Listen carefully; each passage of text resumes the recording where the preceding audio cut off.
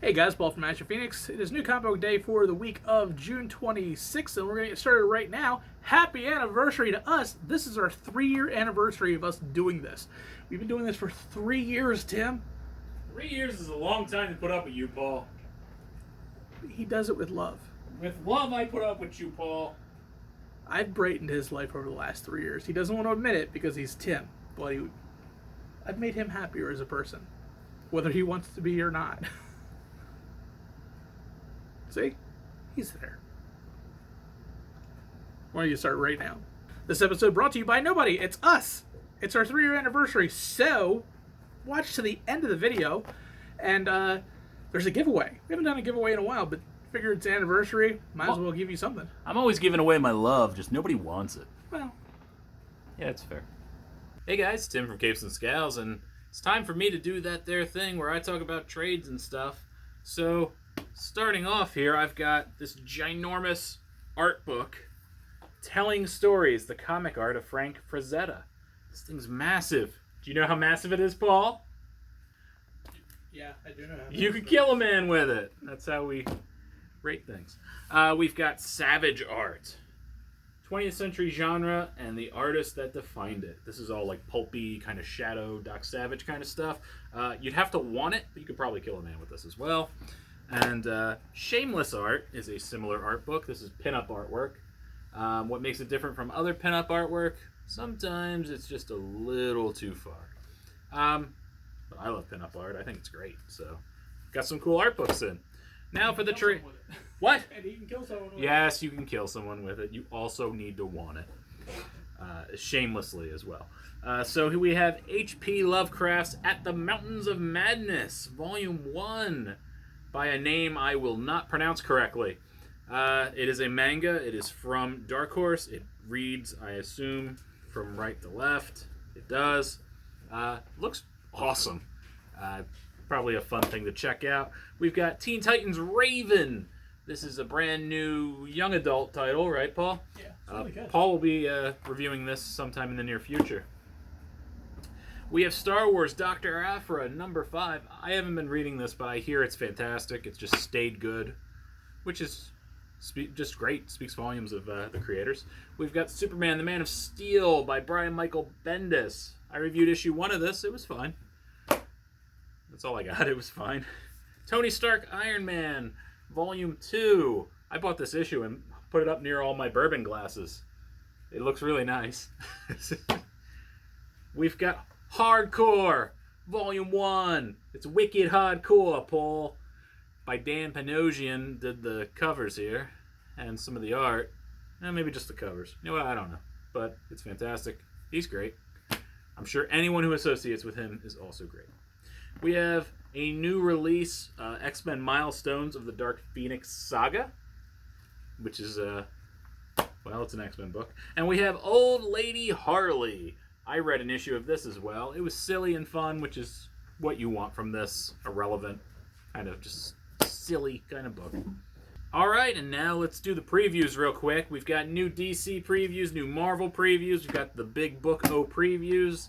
And as always, I like to randomly just kind of go to something, and I picked The Flash, number 78 and 79. What's happening? I don't know. I haven't been reading The Flash, but I'm sure it's fantastic, because The Flash is a very popular title. And then we've got, let's see, what can we give a shout-out to? Star Wars Dr. Aphra. I just said this book was amazing, and it still is. So get on that. If you have trouble going through the previews, especially this big monster of a book, I do, on my podcast, go over the previews. And this one will be up probably within a week or so. So I'll help you go through this if you want. Something random. Grim Fairy Tales presents Horror Pinup Special 2019. So there you go. That's a thing. And pinups. Who doesn't love pinups? It's a pinup thing. We had the Shameless Art. Now we have that. Pinups, everybody. And you know what? Hold on. Don't go nowhere. Let's see. Where are you? You want to see something that'll blow your mind? You want to see something that'll blow your mind, Paul? It's this one. It's fantastic. Look at it. First up, we have High Level, issue number 5. This issue just keeps getting more beautifully done. 13 and Minnow have gotten to High Level, but they're at the bottom, which is called Low Level. Just a thing. There's a lot of intrigue that's going through. A lot of things that they assumed were correct are not. And this is a very intriguing book. It's really fun, and I really do like this one. However, there are actually 2 books I read that were better, even though this would probably have been my pick of the week any other week. Definitely pick this one up. All right, first up we've got Wolverine Exit Wounds #1. This is a multi-story issue with 3 main stories. Red in Tooth and Claw by Larry Hama with Scott Eaton. We've got a Claremont story with Salvador LaRocca. And we've got a Sam Keith story where he writes and draws. All the stories were fine. Your Larry Hama, I love Larry Hama. He's the godfather of G.I. Joe. And he did a ton of Wolverine as well. 90s people. And your story focuses on the Weapon X program and shows you their thought process and kind of how scummy they are, but they do a very scientific approach to it. And just some of the horrors that he went through there. Your Claremont story focuses on him in Japan and focusing on helping a family which has a ramen noodle shop. I'll keep it as simple as that. Sam Keith, if you remember Sam Keith when he worked on Marvel Comics Presents, he did a lot of work with them as well as Wolverine, and this story combines the two. And to see Sam Keith drawing Wolverine again is just fantastic. I always loved it. I know Sam Keith isn't for everybody, but if you grew up in the 90s, you read the Max, you love Sam Keith. Paul, you love Sam Keith? He's alright. He's alright. Well, there you go. Glowing recommendation. Next up, we have Amazing Spider-Man issue number 24. Nick Spencer and Ryan Ottley in all of their glory. This is a great issue. It's a fun kind of takedown from all the action that's been happening in the last 6 issues. But there are some huge revelations in this story, despite it just being Peter and Mary Jane on a date. There's a lot that goes on, and wow, this is a good one. And if you've been paying attention since issue number 1, you need to read this one because you finally get a big reveal of something we've been waiting for 24 issues to get. I love that Nick Spencer is giving us these huge payoffs for people who've been reading the series up to the very beginning. Pick this one up. All right, next up is the crossover you didn't know you needed. Transformers Ghostbusters #1. This is part of IDW, and they're just always slamming all these different properties together.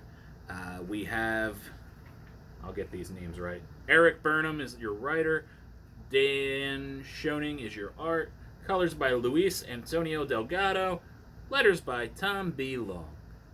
This book's pretty fun.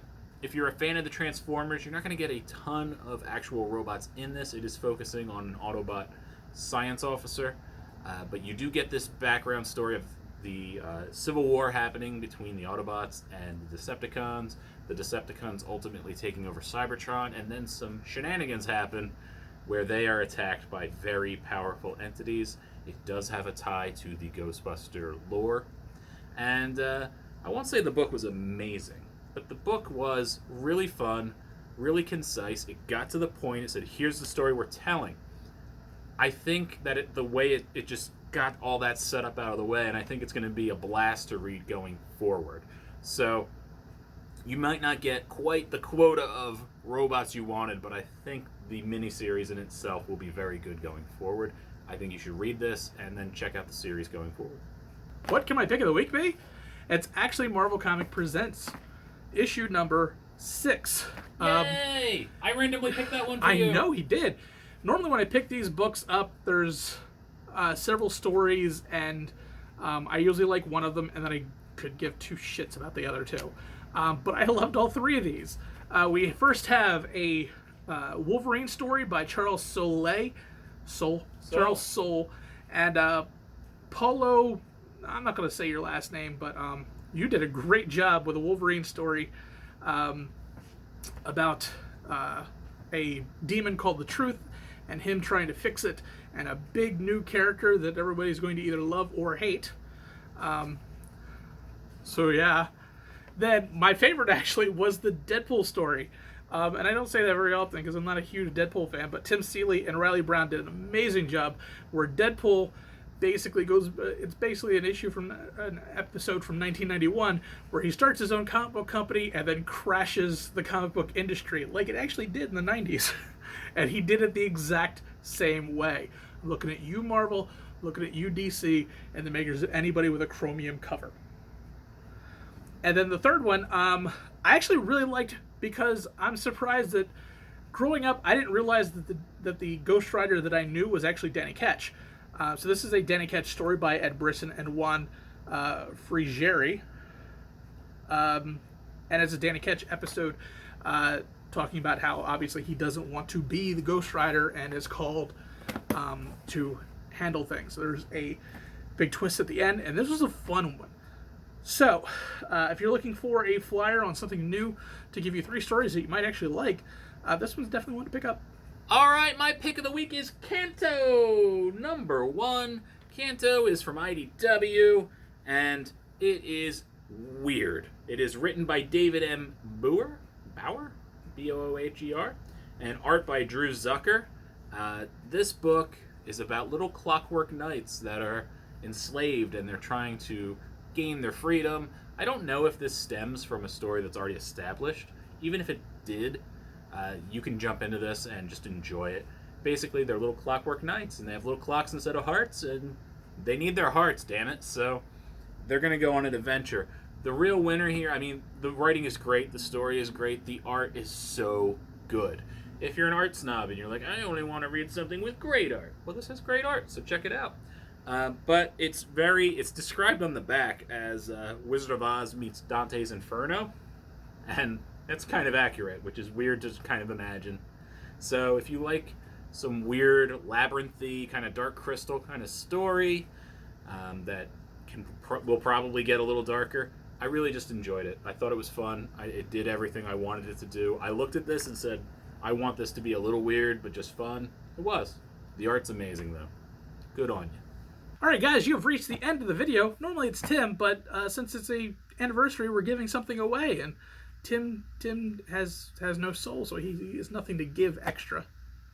It's a thing. He's just staring at me. He's confirming. I'm not arguing. Yeah, he's not arguing. So you're going to see a preview this weekend. Or a review this weekend. It's a review, Paul. Cami Garcia's Teen Titans Raven. This is a beautifully done story, and check it out Friday. But if you comment on our video, you have to make sure that you are subscribed to our channel.